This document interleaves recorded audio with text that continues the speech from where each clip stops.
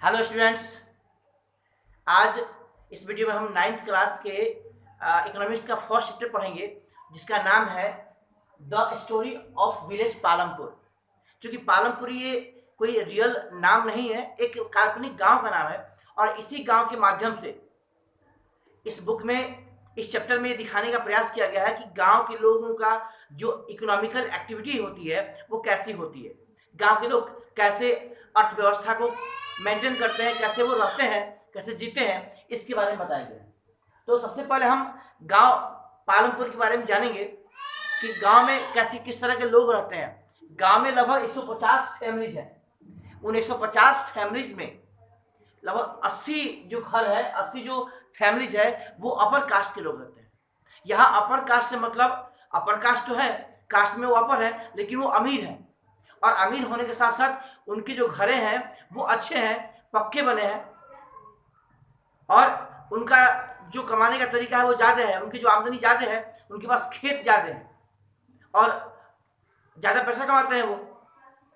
बाकी जो 1/3 लोग हैं वो लोअर कास्ट के लोग हैं। और लोअर कास्ट से हम मतलब दलित, दलित का मतलब जो गरीब लोग हैं। यानी इस यहाँ पर हम एक बात और जानेंगे कि अगर दलित कहा गया है तो दलित से मतलब गरीब होता है। दलित टेंड टू बी पुअर, तो ये गरीब लोग हो गए। और ये गरीब चूंकि हैं, इनके पास घर नहीं है, इनकी आमदनी बहुत कम है, इनका अगर घर है भी तो घास फूस के बने हुए हैं। इसलिए अगर तुलना करें गरीब अमीर में, तो जहां एक तरफ अपर कास्ट के लोग अमीर है, वहीं पर लोअर कास्ट के लोग गरीब हैं। और उनका जो उनका दिनचर्या है, जो इनकी इकोनॉमिकल एक्टिविटी है, वो बिल्कुल अलग अलग है। अमीरों के पास खेत ज्यादा है, गरीबों के पास खेत कम है। जो गरीब लोग हैं वो अमीरों के खेतों में काम करते हैं। अभी जो दूसरा टॉपिक है वो है ऑर्गेनाइजेशन ऑफ प्रोडक्शन। क्योंकि पालमपुर में 85% लोग खेती करते हैं, और खेती करने का मतलब उनकी जो टोटल डिपेंडेंसी है, जो उनकी पूर्ण निर्भरता है, वो खेती पर ही है। खेती से पैसे कमाते हैं। और खेती में काम करने का तरीका, आप अगर आप किसान हैं तो आप जान सकते हैं कि खेतों में कितने पैसे लगते हैं, कितने पैसे आदमी कमा सकता है। जिसके पास बिल्कुल कम खेत हो, जो लैंडलेस लेबर है, जिनके पास खेत नहीं है, वो कितना पैसा कमाता होगा। जो दूसरे खेत में काम करने वाला व्यक्ति है वो कितना पैसा कमाता होगा। जो अमीर फार्मर्स है, जिसके पास ज़्यादा खेत है, वो अच्छे पैसे कमाते होंगे। वहीं तुलना करें अगर गरीब लोगों की, तो वो कम पैसे कमाते होंगे।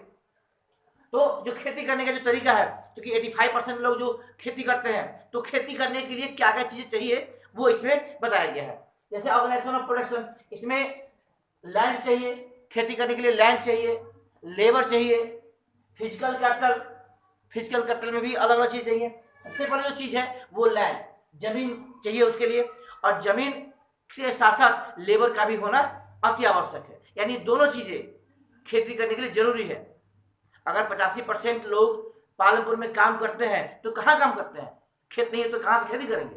यानी लैंड का होना अति आवश्यक है, और लैंड के साथ साथ लेबर का भी होना अति आवश्यक है। अब फिजिकल कैपिटल, इस फिजिकल कैपिटल में हम देखेंगे नंबर के हिसाब से। जो पहला है वो मशीन्स, टूल्स और बिल्डिंग्स, ये फिजिकल कैपिटल में आता है। यानी मशीन्स, टूल्स और बिल्डिंग्स, जिसका उपयोग हम कई साल तक कर सकते हैं। ये जो चीजें हैं, टूल्स, बिल्डिंग्स या मशीन्स, इसका उपयोग हम ओवर ईयर्स कर सकते हैं, कई सालों तक कर सकते हैं इन चीजों का यूज। इसीलिए इसे फिक्स कैपिटल कहा जाता है। याद रखिएगा, जिन चीजों का यूज हम, जैसे मशीन्स, टूल्स, बिल्डिंग्स, इसका उपयोग हम कई साल तक लगातार कर सकते हैं, इसीलिए इसे फिक्स्ड कैपिटल कहा जाता है। दूसरा है वो है money and raw materials in hand. यानी मनी होना चाहिए, मनी हाथ में होना चाहिए, और हमारे पास रॉ मटेरियल्स होना चाहिए। अगर बीज नहीं है हमारे पास तो खेती नहीं कर पाएंगे, और बीज है भी तो अगर हमारे पास पैसे नहीं है तो हम खेती नहीं कर सकते। ना हम किसी लेबर को पैसा दे सकते हैं, ना हम ट्रैक्टर के लिए पैसा दे सकते हैं, ना हम पानी के लिए पैसा दे सकते हैं, पंप सेट के लिए। हमारे पास पैसे नहीं होंगे तो हम खेती नहीं कर पाएंगे। और चलिए अगर पैसे हैं भी और हमारे पास रॉ मटेरियल्स नहीं है, हमारे पास बीज नहीं है, अच्छे किस्म के बीज नहीं है, या पुराने बीज भी नहीं है, तो हम खेती नहीं कर सकते। इसलिए जो चीजें हैं वो बहुत इंपॉर्टेंट है। किसके लिए? एग्रीकल्चर के लिए। चाहे वो फिक्स्ड कैपिटल्स हो, चाहे वो मनी एंड रॉ मटेरियल्स हो, जो हमें बहुत आवश्यक है। क्योंकि ये चीजें अति आवश्यक है, इसीलिए इसको वर्किंग कैपिटल कहा जाता है। याद रखिएगा, money and raw materials in hand को वर्किंग कैपिटल कहा जाता है। इनके अलावा भी एक और कैपिटल है, एक और संपत्ति, एक और धन है, एक और रिसोर्स है जो सबसे इंपॉर्टेंट है, और वो है ह्यूमन रिसोर्स, ह्यूमन कैपिटल, मानव संसाधन, मानव संपत्ति। यानी सब कुछ मानव के लिए होता है, सारे एक्टिविटीज मानव के लिए होता है, मानव ही खुद करता है। तो अगर जमीन हो, रॉ मटेरियल्स हो, पैसे हो, सब कुछ हो, मानव नहीं हो, तो ये सारी चीजें हमारे लिए बेकार होंगी। इसलिए ह्यूमन जो रिसोर्स है, ह्यूमन रिसोर्स, जो नेक्स्ट चैप्टर होगा इकोनॉमिक्स का, वो ह्यूमन रिसोर्स है, इसके बारे में विद्युत पढ़ेंगे। लेकिन फिलहाल ये जान लीजिए कि जो सबसे इंपॉर्टेंट चीज है वो ह्यूमन रिसोर्स है, ह्यूमन कैपिटल है, क्योंकि सब कुछ मानव के लिए होता है और मानव ही इसको एक्सप्लोर करता है। सारे नेचुरल चीजों का यूज, सभी चीजों का यूज, अगर कुछ भी चीजें होती है सब मानव के लिए होती है, और सारा एक्सप्लोटेशन मानव ही करता है अपने लिए। जो नेक्स्ट हेडिंग है वो है लैंड इज फिक्स्ड, जमीन फिक्स होता है। ये जमीन फिक्स होता है मतलब यहां बता दें आपको कि बढ़ने वाली चीजें, जमीन जो है वो नेचुरल रिसोर्स है, इसमें कोई वृद्धि नहीं होती, इसमें कोई इंक्रीज नहीं होता। अगर हमारे पास 1 एकड़ खेत है, अगर हमने एक्स्ट्रा नहीं खरीदा तो 1 एकड़ खेत का उतना ही रहेगा। हमारे घर में जनसंख्या बढ़ जाएगी, ध्यान समझिएगा, जनसंख्या बढ़ सकती है लेकिन जमीन नहीं बढ़ सकता। आप देखे होंगे गांव में एक पिता के एक पुत्र है, तो अगर उस पिता के पास अगर 1 बीघा खेत है या 1 एकड़ खेत है तो वो सारा खेत उसके बेटे को चला जाएगा। अगर उस बेटे के पास, अगर उस बेटे के 2 बेटे हो गए तो खेत का बंटवारा हो जाएगा। यानी इस तरह से लैंड फिक्स है, जनसंख्या बढ़ती जाती है तो जनसंख्या बढ़ेगी लेकिन जमीन नहीं बढ़ेगा, यानी जमीन जो होता है वो फिक्स होता है। जो दूसरा है वो है is there a way to grow more from the same land.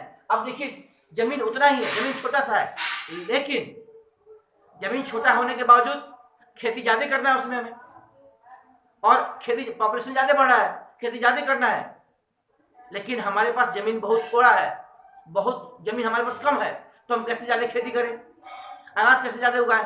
तो उसमें उसके आगे एक नेक्स्ट टॉपिक है वो है is there a way to grow more from the same land. एक ही जमीन से क्या हम ज्यादा अनाज उगा सकते हैं? तो इसका आंसर भी है यस, हम ज्यादा अनाज उगा सकते हैं। कैसे? देखिए इसके लिए बहुत से तरीके हैं। एक तो पहले बात, ट्रेडिशनल सीड्स और मेथड्स का यूज न करके, जो पुराने तरीके हैं, जो परंपरागत तरीका है जो पहले से चला रहा है, कुदार फावड़ा का यूज करके, पुराने बीज का यूज करके, या मैन्योर्स का यूज करके, जो पहले लोग मैन्योर्स के जानवरों के गोबर का यूज करते थे, उसका यूज करेंगे हम तो ज्यादा प्रोडक्शन नहीं कर सकते हैं। उसके लिए हमें चाहिए कि मॉडर्न फार्मिंग मेथड्स होना चाहिए या मल्टीपल क्रॉपिंग होना चाहिए। एक खेत में हम कई अनाज उगा सकते हैं। जैसे आप देखते होंगे खेतों में, अगर आप किसान के घर के हैं, आप देखेंगे कि जो गेहूं का समय होता है, यानी जो रबी सीजन है, रबी सीजन में कई अनाज एक साथ उगाए जाते हैं। यानी अगर गेहूं उगाया जाता है, गेहूं के साथ सरसों उगाया जाता है, और भी बहुत सी चीजें उगाई जाती हैं। तो इस तरह से मल्टीपल क्रॉपिंग के माध्यम से हम एक ही खेत में ज्यादा प्रोडक्शन कर सकते हैं। उसके बाद से modern farming methods, modern farming methods में जो हम नए नए तरीके हैं, ट्रैक्टर्स का यूज करके, कंबाइन मशीन का यूज करके, फर्टिलाइजर्स का, जो फर्टिलाइजर्स है नाइट्रोजन, जो यूरिया जो नाइट्रोजन देता है, DAP हो गया, वो सारे जो नए नए मेथड्स के, जो नए नए तकनीक से बने हुए जो फर्टिलाइजर्स हैं, उसका यूज करके हम ज्यादा खेती कर सकते हैं। यानी मॉडर्न फार्मिंग मेथड्स को अगर हम अपनाएंगे तो खेती ज्यादा हो सकता है। उसके बाद से इसमें मॉडर्न मशीन्स आ गए, फर्टिलाइजर्स आ गए, पेस्टिसाइड्स, इंसेक्टिसाइड्स, कीड़े मारने वाली दवाएं। पहले के लोग कीड़े मारने वाली दवाई का यूज नहीं करते थे, जिसकी वजह से अनाज खराब हो जाता था। अभी जो मॉडर्न फार्मिंग मेथड्स है, इसमें जो नया इंट्रोडक्शन हुआ है कीड़े मारने की दवाइयों के बारे में, उससे हम अपने अनाज को बचा सकते हैं। उसके बाद से हम HYV सीड्स का यूज करेंगे, हाई एल्डिंग वैरायटीज के सीड्स यूज करेंगे, जो अच्छे किस्म के सीड होते हैं। अगर हम उसका यूज करेंगे तो निश्चित रूप से प्रोडक्शन ज्यादा होगा। अभी हरियाणा, पंजाब, वेस्टर्न उत्तर प्रदेश, ये ऐसे राज्य हैं जहां पर सबसे पहले ये HYV सीड्स और मॉडर्न मशीन्स का यूज करके खेती हुआ था। सबसे पहले वही ऐसे राज्य हैं जहां पर मॉडर्न फार्मिंग मेथड्स अपनाए गए थे, बाद में पूरे देश में फैला होगा। जो दूसरा टॉपिक है वो है विल द लैंड सस्टेन, क्या जमीनें रुकती हैं, क्या जमीनें टिकती हैं, यानी यहाँ से यहाँ सस्टेन से मतलब इसकी फर्टिलिटी से है, यानी क्या फर्टिलिटी, जमीन की जो फर्टिलिटी है वो हमेशा बरकरार रहती है। तो चूंकि एक नेचुरल रिसोर्स है और हमें लगातार फसल उगाने हैं, तो ये संभव नहीं है कि जो फर्टिलिटी है वो हमेशा टिकी रहे। इसके लिए हमें क्या करना पड़ता है, हमें फर्टिलाइजर डालना पड़ता है, हमें मैन्यूर्स का यूज़ करना पड़ता है, हमें भिन्न भिन्न तरह के फर्टिलाइजर्स का यूज़ करना पड़ता है, हमें इरिगेशन करना पड़ता है। इन सब चीज़ों के माध्यम से हम चाहेंगे तो उसकी जो हायरिंग वैराइटीज के माध्यम से हम उसमें फर्टिलिटी को बढ़ा सकते हैं, यानी हम उस जमीन को सस्टेन कर सकते हैं, उसकी फर्टिलिटी को कायम रख सकते हैं।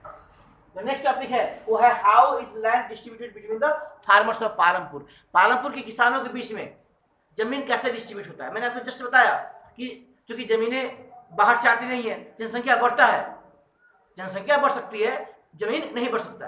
तो जमीनें डिस्ट्रीब्यूट कैसे होती हैं, जैसे एक पिता के 4 बेटे, अगर उस पिता के पास 2 बीघा 2 एकड़ खेत है तो दोनों 2 जो एकड़ खेत होगा वो इक्वली डिस्ट्रीब्यूट हो जाएगा 4 बेटों में।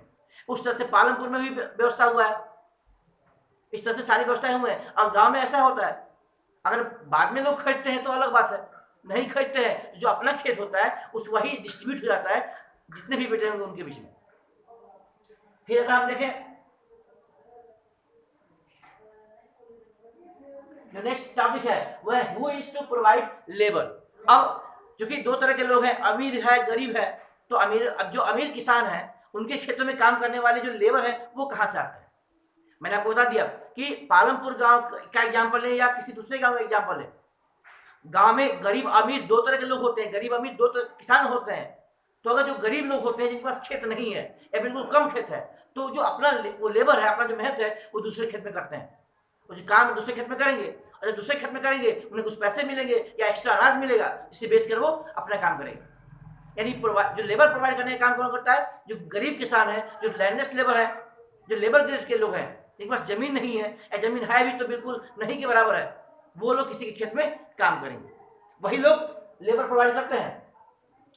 अब the capital needed in farming, अब देखिए जमीन खेती करने के लिए पैसों की जरूरत होती है, वो पैसे आते कहाँ से। 2 तरह के, मैंने बता दिया आपको 2 तरह के लोग हैं, एक तो अमीर किसान और दूसरे गरीब किसान। अगर गरीब किसान को खेती करना हो तो थोड़ा सा खेत है, उसमें जो अनाज उगाएगा वो खाने भर का हो जाता है, तो फिर बचता क्या है उसके पास, बाहर से कोई आमदनी नहीं है, तो फिर क्या करेगा। जब नेक्स्ट खेती होगा तो निश्चित रूप से वो कर्ज लेगा, किसी से उधार लेगा, और इस आधार पर कि जब अगला अनाज होगा, जब अगले सीजन में जब उसका अनाज हार्वेस्टिंग होगा तो उसे वो बेचकर उसका कर्जा चुका देगा। या जो कोऑपरेटिव बैंक है उससे कर्ज लेता है, उससे वादा करता है कि वो बाद में एक समय के बाद में थोड़ा सा इंटरेस्ट देकर पैसे चुका देगा। इंटरेस्ट का भी अलग अलग तरीका होता है, अगर वो किसी रिलेटिव से लेता है, किसी पहचान वाले से लेता है तो उसे इंटरेस्ट नहीं देना पड़ेगा। अगर वो किसी गांव के मनी लेंडर से पैसे लेता है तो उसे थोड़ा बहुत इंटरेस्ट, ये ज़्यादा से ज़्यादा इंटरेस्ट देना पड़ेगा। इंटरेस्ट तो गांव में देना पड़ता है, चाहे वो 5% देना हो या 10% देना हो, और गांव के लोग छोड़ते भी नहीं है। तो जो गरीब लोग हैं वो गरीबों को कर्ज लेकर ही खेती करना पड़ता है। अब अमीर लोगों की बात करें, जो अमीर किसान है उनके पास चूंकि जमीन ज्यादा है तो उनके पास अनाज भी ज्यादा होता होगा, और खाने के साथ साथ वो अनाज को बेचते भी हैं, और बेचने के साथ साथ उनके पास इतना अनाज होता है कि जो अगली खेती होगी उसको भी अपने अनाजों को बेचकर पैसे इकट्ठे कर, पैसे लेकर और उसे खेती कर सकते हैं। यानी जिसके पास, जो अमीर किसान है वो अपने सरप्लस, अपने बचत के माध्यम से उसे बेचकर और फिर उसे खेती करेंगे, पैसे जो मिलेंगे उससे वो नेक्स्ट खेती करेंगे। इस तरह से हमने देखा कि 2 तरह से खेती हो सकती है। फार्मिंग में जो पैसे चाहिए फर्टिलाइजर्स खरीदने के लिए, इंसेक्टिसाइड पेस्टिसाइड खरीदने के लिए, या जो भी जरूरत चीजें हैं वो तो अमीर लोग तो खरीद सकते हैं क्योंकि उनके पास ज्यादा अनाज है, अनाज को बेच देंगे या खरीद लेंगे। लेकिन जो गरीब लोग हैं वो सिर्फ कर्ज लेकर ही खरीद सकता है, उसके पास दूसरा कोई ऑप्शन नहीं है। Sale of surplus farm products, अब गांव में सरप्लस कैसे होगा, बचत कैसे होगा, यानी गांव के लोगों का जो बचत है वो कहां से होता है, बैंक बैलेंस कहां से होगा।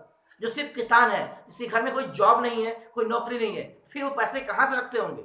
वो अपना त्योहार कैसे मनाते होंगे? बच्चों का फीस कैसे जमा करते होंगे? सब कैसे जमा होता है? तो गेहूं और चावल जमा नहीं करेंगे।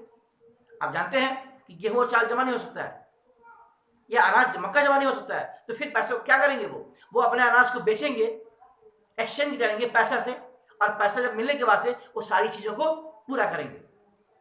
ये सरप्लस हो गया, यानी जब हमारे पास ज्यादा अनाज है उसे हम खाने भर का अपने खाते हैं साल भर में, और जो बचता है उसे हम लास्ट में बेच देते हैं, और बेचने के बाद से उसे हम दूसरे कामों में यूज करते हैं। उससे अगर सरप्लस हो गया, उसके बाद से अब ये तो खेती बाड़ी का काम हो गया, पालमपुर में सब खेती बाड़ी हो गया। इसके बावजूद भी पालमपुर में कुछ नॉन फार्मिंग एक्टिविटीज भी हैं जो कृषि से नहीं जुड़ा हुआ है। खेती के अलावा भी पालमपुर के लोग कुछ दूसरे काम करते हैं जिससे उनका रोजी रोजगार चलता है। जैसे डेयरी हो गया, बहुत से लोगों के पास गाय है, भैंसे हैं, जिसका दूध दूध दूध निकालते हैं, उसे बाजार में बेचते हैं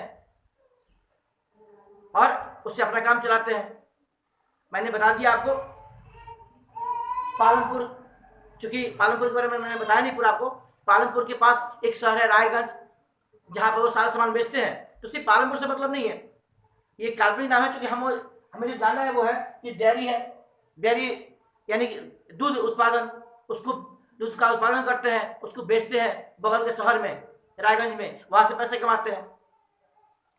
और स्मॉल स्केल इंडस्ट्रीज हो गया, छोटे मोटे जो मैन्युफैक्चरिंग हो गया, जैसे रस्सी बनाना हो गया, या कुछ सामान थोड़ा बहुत बनाते हैं, वो बास्केट बनाते हैं, टोकरी बनाते हैं, या कुछ और भी चीजें बनाते हैं, जिसे ले जाकर अपने लोकल मार्केट में बेचते हैं, उससे उनका काम चलता है। फिर ट्रांसपोर्ट है, ट्रांसपोर्ट, क्योंकि जो पालमपुर की सड़कें हैं, पालमपुर की सड़कें वो कुछ पक्की हैं, उस पर ट्रांसपोर्ट का भी काम होता है। गांव का जो प्रोडक्ट्स होता है, गांव के जो अनाज उगाए जाते हैं, वो सारे अनाज को अगर बेचना होता है तो बगल का जो शहर है रायगंज, वहाँ जो किसान वो लेके जाते हैं, वहाँ पर वहाँ बेचते हैं। तो जाने के लिए जीप है, ट्रक है, ट्रैक्टर्स हैं, या बसें भी चलती हैं। अगर लोगों को जाना हो कहीं तो बसेस का यूज करते हैं। यानी पालमपुर में सड़कों की भी व्यवस्था है, वहाँ प्राइमरी स्कूल है जहाँ पर बच्चे पढ़ने जाते हैं, एक कॉलेज भी है जहाँ पर बड़े बच्चे पढ़ने जाते हैं। इस तरह से पालमपुर का जो काम है वो अलग अलग एक्टिविटीज के रूप में है। पालमपुर के लोग कृषि से जुड़े हुए हैं, इसलिए वो लोग कृषि करते हैं। क्योंकि ये चैप्टर बस इतना ही बताता है, और इस चैप्टर में कृषि के बारे में बताया गया है, कुछ नॉन फार्मिंग एक्टिविटीज के बारे में बताया गया है जो पालमपुर में होता है। ये चैप्टर यहीं पर समाप्त होता है। अगला जो चैप्टर है उसे हम नेक्स्ट वीडियो में पढ़ाएंगे। तब तक के लिए धन्यवाद।